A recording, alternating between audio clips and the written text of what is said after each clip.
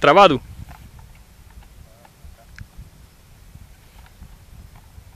Počkej, jestli to rozjede.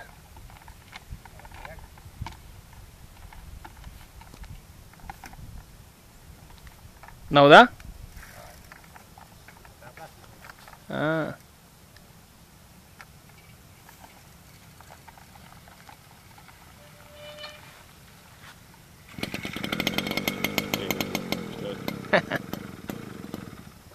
Už to se nejede.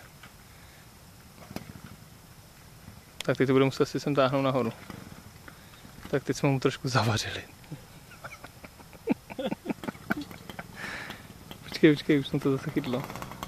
Tyjo, dobrý. Se vrátí asi.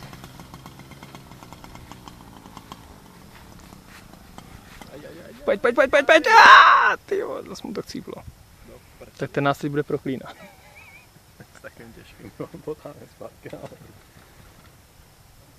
Quer ajudar? Počkej, budem pomoct. Asi už nerozjede, tyjo.